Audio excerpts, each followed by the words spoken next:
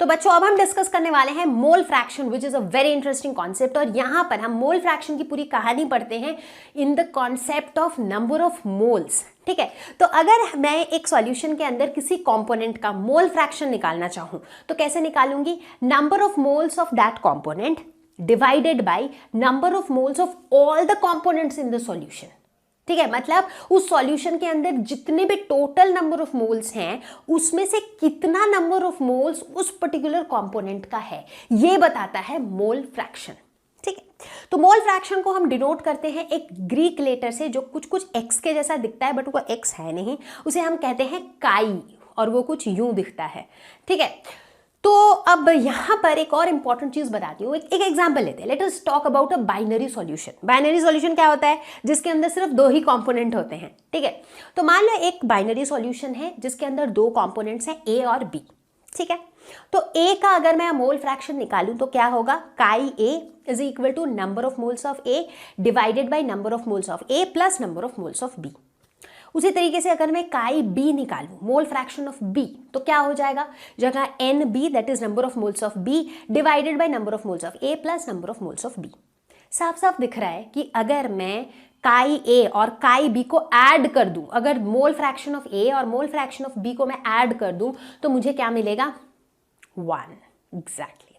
तो बोलने का मतलब है कि जब कभी भी हम इस तरह के बाइनरी सॉल्यूशंस की बात करेंगे, जब भी हम इस तरह के सॉल्यूशंस की बात करेंगे, तो जो मोल फ्रैक्शन का सम होगा of all the components that will be equal to 1। तो चलो बच्चों मोल फ्रैक्शन का एक एग्जांपल देखते हैं। Calculate the mole fraction of ethylene glycol C2H6O2 in a solution containing 20% of C2H6O2 by mass. Question को समझेंगे बहुत ध्यान से। ठीक है, कितना है ये इथिलीन ग्लाइकॉल इस सॉल्यूशन में? कितना है? 20% बाय मास। ठीक है, तो हम मान लेते हैं, लेट अस एज्यूम, हम एज्यूम कर लेते हैं कि हमारे पास कितना सॉल्यूशन है? We have 100 grams of solution. ये हमने एज्यूम कर लिया।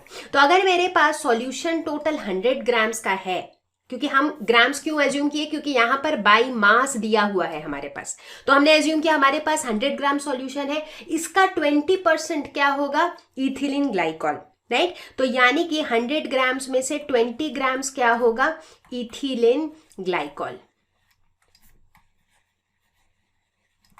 और बाकी 80 ग्राम्स क्या होगा? बाकी 80 ग्राम्स होगा वाटर, क्योंकि ये सॉल्यूशन किससे किससे बना है? इथिलीन ग्लाइकॉल एंड वाटर, इन दोनों को मिला करके बना है हमारा ये सॉल्यूशन। ठीक है, यहां तक क्लियर है? ओके। अब हम क्या करेंगे, ये जो दोनों चीजें हैं वाटर और इथिलीन ग्लाइकॉल, इन दोनों का हम मोलर मास निकाल लेंगे। क्यों निकाल रहे हैं? क्योंकि मोल फ्रैक्शन कैलकुलेट करने के लिए बच्चों हमें जरूरत पड़ती है नंबर ऑफ मोल्स की, और नंबर ऑफ मोल्स के लिए हमें क्या चाहिए होता है? Given mass by molar mass, यानी कि हमें मोलर मास की जरूरत है। तो चलो अब हम क्या कैलकुलेट करेंगे? हम कैलकुलेट करेंगे मोलर मास। किसका मोलर मास कैलकुलेट करेंगे? सबसे पहले कैलकुलेट करेंगे इथिलीन ग्लाइकॉल का, यानी कि C2H6O2। इसका मोलर मास क्या होगा? कार्बन का 12, यहाँ पर 2 एटम्स है, हाइड्रोजन का 1, यहाँ पर 6 एटम्स है, और ऑक्सीजन का होता है 16, यहाँ पर 2 एटम्स है। राइट, अब मोलर मास कैसे निकालते हैं? आई डोंट थिंक मुझे समझाने की जरूरत है, 11th में केमिस्ट्री में हमने ये चीजें पढ़ रखी है। तो ये मेरा निकल के आता है 62 ग्राम्स पर मोल। ठीक है, अब ठीक इसी तरीके से मोलर मास हम निकालेंगे वाटर का, यानी कि H2O। तो यह हो जाएगा हाइड्रोजन का 1, 2 एटम है, और ऑक्सीजन का 16, यानी कि 18 ग्राम्स पर मोल। मोलर मास निकाल लिया। अब मैंने क्या बोला था? हमें किसकी जरूरत पड़ती है? नंबर ऑफ मोल्स की। ठीक है, तो अब हम क्या निकालेंगे? अब हम निकालेंगे नंबर ऑफ मोल्स, क्योंकि मोल फ्रैक्शन निकालने के लिए नंबर ऑफ मोल्स की जरूरत पड़ती है। तो सबसे पहले निकालेंगे number of moles of ethylene glycol, यानी कि C2H6O2। कितना हो जाएगा number of moles? Given mass यानी कि 20 grams divided by molar mass, यानी कि 62 ग्राम्स पर मोल। तो 20 बाई 62 दैट इज 0.322 मोल्स। ठीक है, अब ठीक उसी तरीके से हम क्या निकालेंगे? Number of moles of water. क्या हो जाएगा? गिवन मास यानी कि 80 grams divided by molar mass यानी कि 18 ग्राम्स पर मोल, तो ये हो जाएगा 4.444 मोल्स। ये नंबर ऑफ मोल्स निकल गए हमारे। अब हम सीधा सीधा मोल फ्रैक्शन निकाल सकते हैं। तो अब इस स्टेप में हम कैलकुलेट करेंगे मोल फ्रैक्शन। मोल फ्रैक्शन को हम डिनोट करते हैं ग्रीक लेटर काई से। तो सबसे पहले निकालते हैं काई ऑफ इथिलीन ग्लाइकॉल यानी कि C2H6O2। तो इसका मोल फ्रैक्शन क्या हो जाएगा, number of moles of ethylene glycol C2H6O2 divided by number of moles of ethylene glycol plus number of moles of water.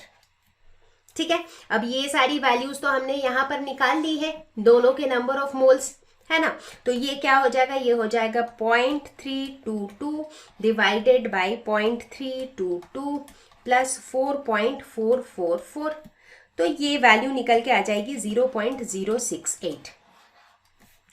ठीक उसी तरीके से अब हम क्या निकालेंगे, अब हम निकालेंगे मोल फ्रैक्शन ऑफ वाटर। तो ये क्या हो जाएगा, number of moles of water divided by number of moles of ethylene glycol plus number of moles of water. तो ये हो जाएगा 4.444 डिवाइडेड बाय 0.322 प्लस 4.444। तो ये वैल्यू निकल करके आ जाएगी 0.932। ठीक है, इनफैक्ट एक ऑल्टरनेटिव वे ये भी था, चूंकि ये मेरा किस तरह का सॉल्यूशन था, बाइनरी सॉल्यूशन जिसमें दो ही चीजें थी, राइट, वाटर और इथिलीन ग्लाइकॉल। तो एक बार हमने इथिलीन ग्लाइकॉल का मोल फ्रैक्शन निकाल लिया, तो वाटर का मोल फ्रैक्शन निकालने का एक तरीका और था, और वो क्या था, 1 में से सब्ट्रैक्ट कर दो 0.068। वो भी हमारे पास एक ऑप्शन था, हम वो भी कर सकते थे। तो वहां पर भी जो हमारा आंसर आता वो उतना ही आता, दैट इज 0.932, जो कि हमें अभी मिला है। ठीक है, क्योंकि हमें पता है कि मोल फ्रैक्शन का जो सम होता है सारे कंपोनेंट्स का, that is equal to 1। Clear, तो समझ में आ गया कैसे देखो मोल फ्रैक्शन निकालते हैं।